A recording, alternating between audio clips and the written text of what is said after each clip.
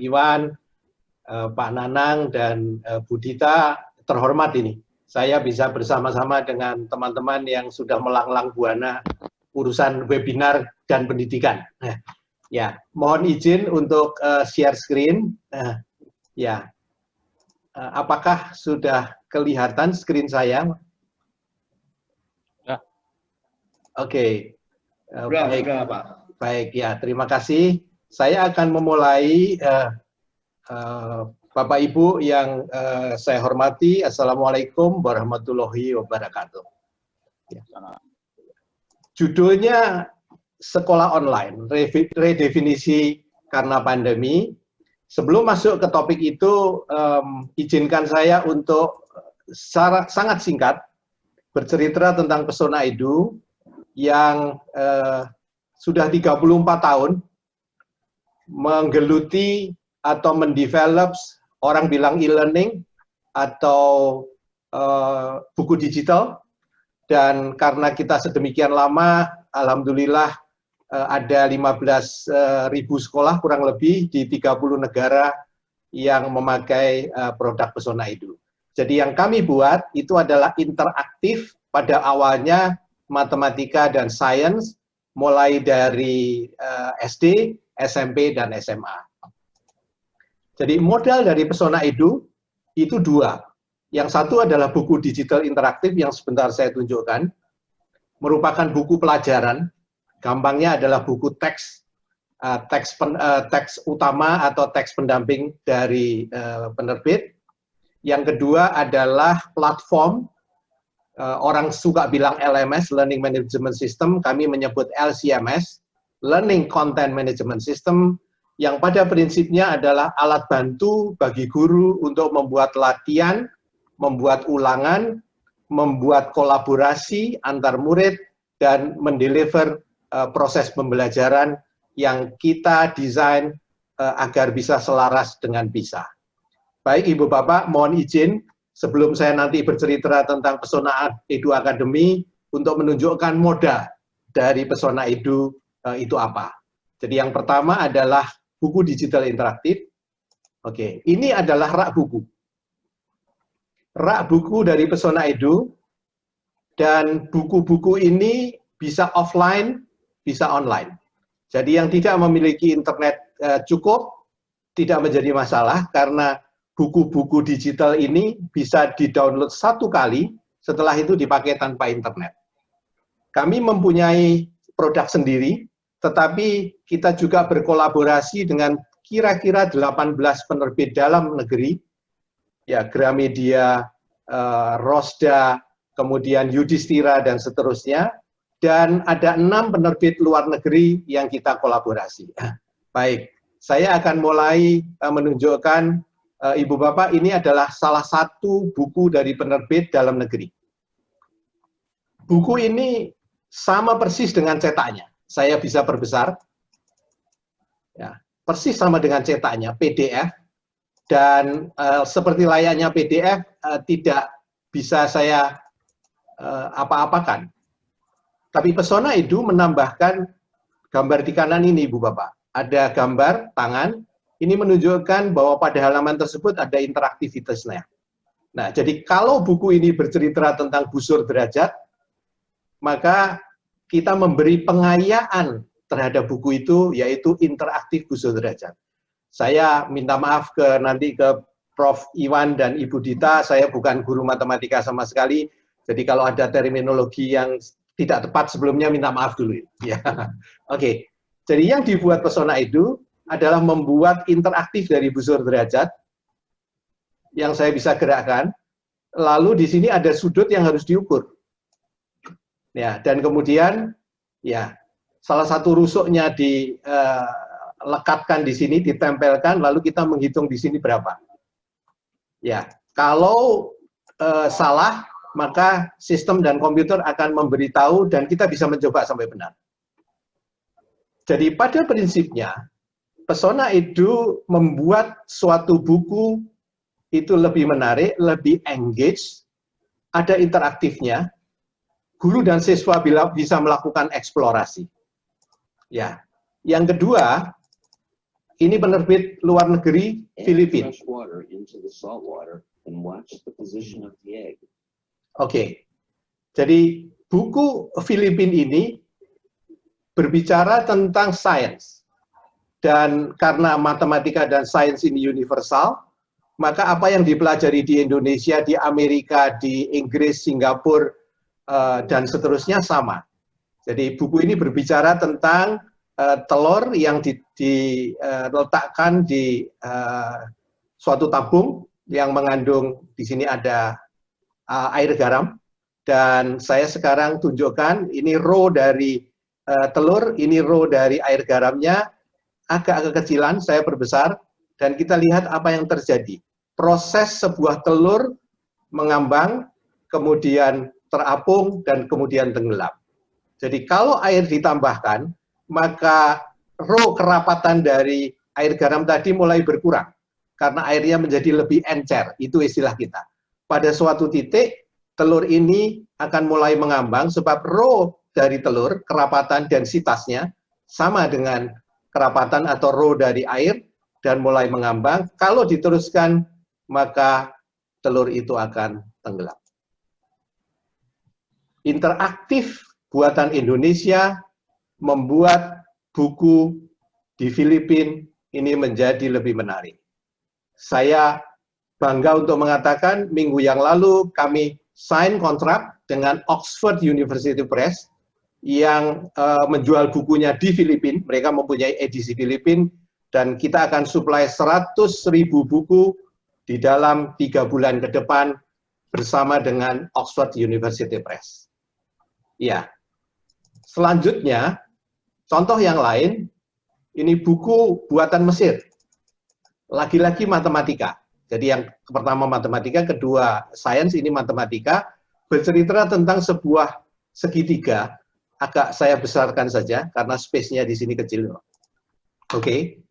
Kita melihat segitiga itu bisa, kita tahu segitiga itu bisa lancip, bisa siku-siku, dan bisa tumpul. Sekarang adalah segitiga lancip, karena 3 sudutnya tidak ada yang lebih besar dari 90 derajat. Kalau saya menggerakkan ini sedemikian rupa, sehingga segitiganya menjadi demikian, Ibu Bapak lihat di atas ini akan berubah dengan sendirinya. Ini menjadi segitiga tumpul, karena salah satu sudutnya lebih besar dari 90.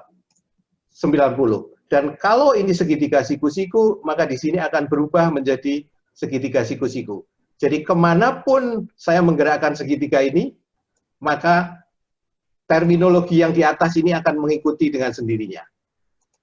Buku ini adalah buku Mesir yang sudah di-enrich, diperkaya oleh produk Indonesia, yaitu interaktifnya ada di sini. Bapak Ibu, buku yang seperti ini kita menyebut buku digital generasi keempat. Sebab apa? Sebab interaktifnya ada di bukunya. Kalau PDF generasi 1, ada audionya generasi 2, generasi 3 adalah hyperlink, tapi generasi 4 ini adalah interaktifnya ada di bukunya, embedded, inline di bukunya. Contoh yang terakhir, modal dari Pesona Edu, ini saya kira akan sangat menarik untuk Ibu Dita dan Prof. Iwan.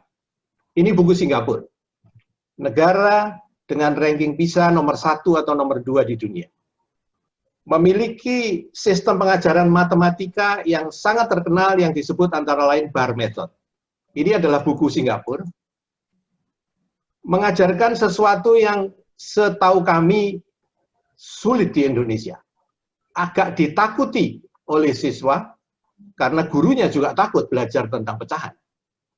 Ya, buku ini mengajarkan pecahan, persamaan dari pecahan.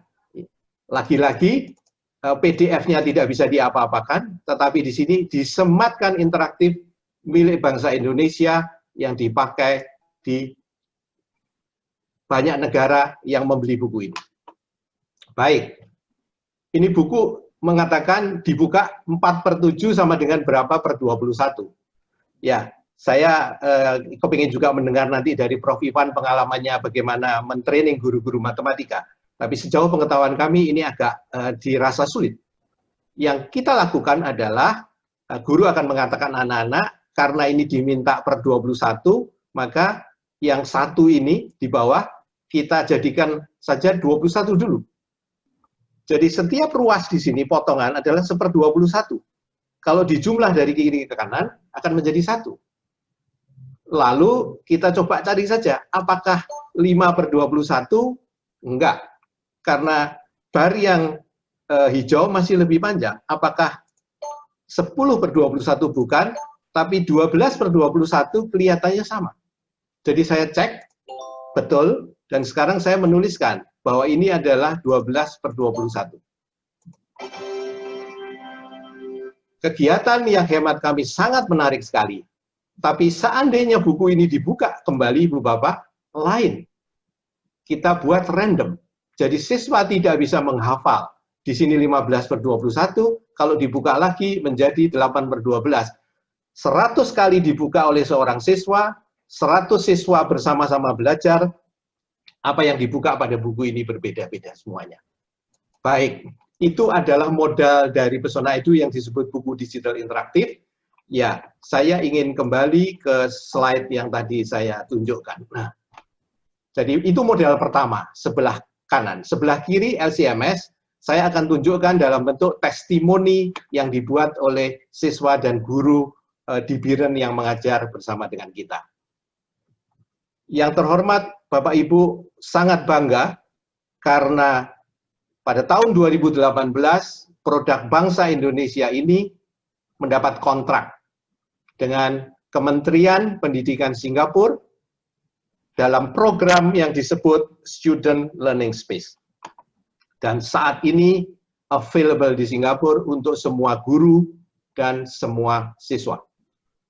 2 minggu yang lalu kami mendapat info pemerintah Kemdiknya Singapura, Kementerian Pendidikannya menanyakan apakah diizinkan memakai interaktif itu untuk siswa Singapura yang berada di luar Singapura. Dan tentu dengan bangga kita mengatakan silahkan. Baik, itulah modal dari Pesona Edu, Bapak Ibu, dan sekarang saya akan mulai dengan gagasan yang sesuai dengan topik seminar ini, Pesona Edu Academy. Pak Tias tadi menyatakan Pesona Edu Academy itu sekolah online. Bukan sekolah yang online karena tidak bisa offline, tapi kami mencanangkan sekolah online. Sama sekali tidak bermaksud mengatakan sekolah yang terpaksa online itu jelek, sama sekali tidak, tapi hanya untuk mendefinisikan Pesona Edu Academy sekolah online, tapi hanya 4 bidang studi, matematika, sains, bahasa Indonesia, dan bahasa Inggris, di tingkat SD, SMP, dan SMA. Kenapa 4 bidang studi? Kita semua tahu 4 bidang studi ini adalah 4 mata pelajaran yang direkomen oleh PISA. Kami mengatakan sebagai ilmu hidup, tentu saja di samping karakter, moral, dan agama yang sangat penting, mungkin jauh lebih penting, tapi keempat bidang studi ini tidak bisa ditinggalkan sama sekali, sebab itu akan membuat moral, agama, dan seterusnya karakter ini menjadi siswa yang mumpuni di kemudian hari.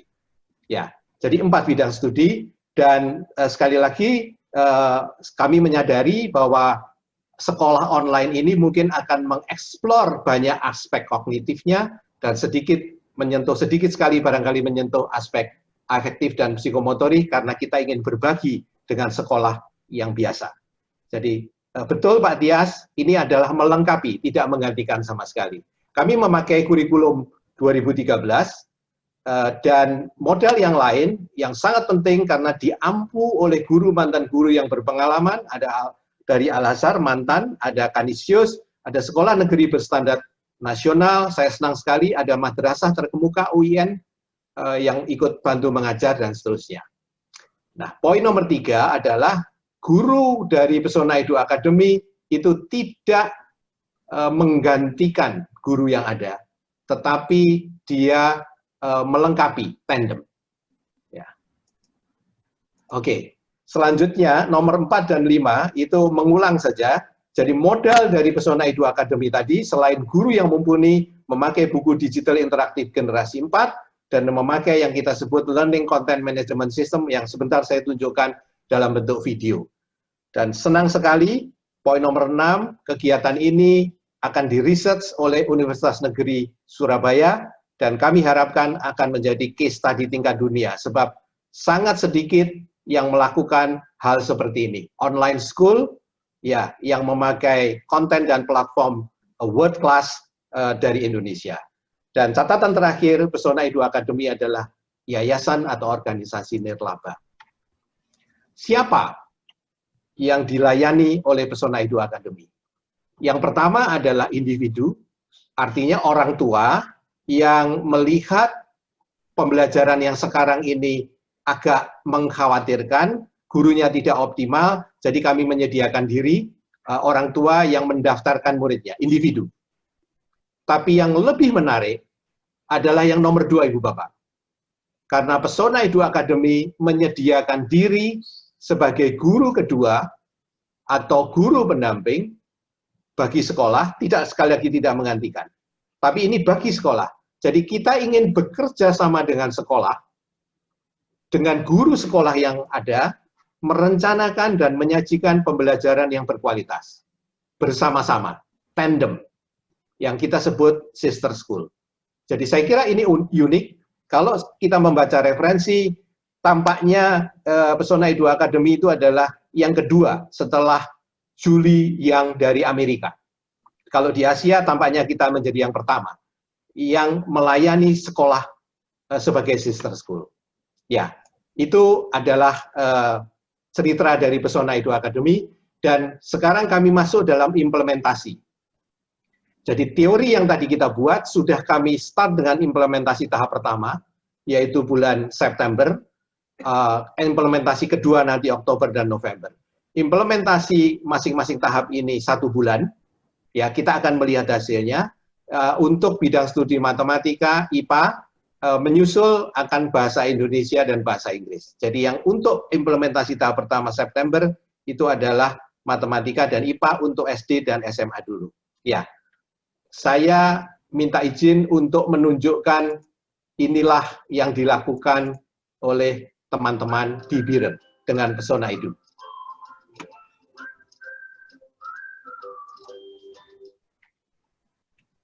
Sampai betul-betul enak, ya kan? Ya, sementara yang satu santai aja dia bisa mendorong kejunya dengan sangat cepat sekali. Apalagi faktor yang ketiga, kita lihat. Tuh. Kita lihat. Ngapain sih tikus? Halo, apa bedanya di sini? Siapa yang bisa menyimpulkan? Apa tuh, lihat. Lihat bedanya? Tadi keju yang pertama gimana bentuknya? Lebih kecil. Lebih kecil. Keju yang kedua?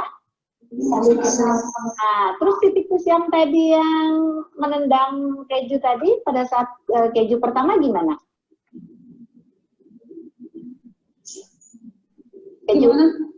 Keju pertama gimana? Kesakitan enggak? Enggak. Nah, keju yang kedua? Kesakitan. Berarti 3 faktor ini yang mempengaruhi perubahan gerak. Jadi kalian bisa berikan contoh yang lain.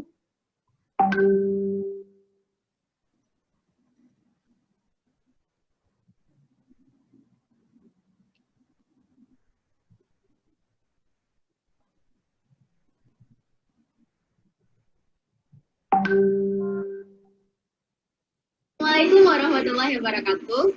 Jadi sekarang saya akan menyampaikan pesan moral yang terkandung dalam sebuah cerita, yaitu cerita Mentiko Betua.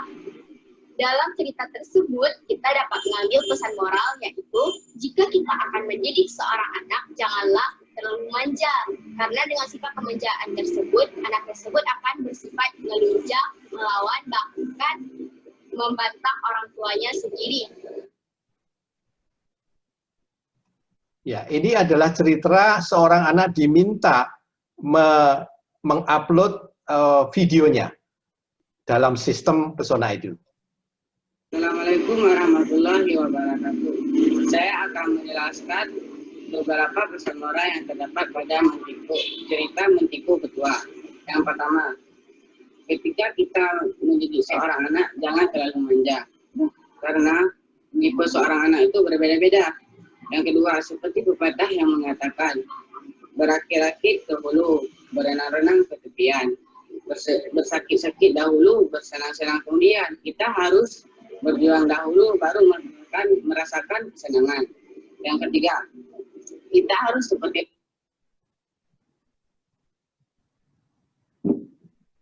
X-nya, 4,5. oke. Y-nya, Min 2,5. min 2,5. Oke, tinggal 5 lagi, cepet. X-nya, S-nya min 5. min 5. Y-nya, Min 2,5. min 2,5. Oke. Ya, baik Bapak Ibu, kita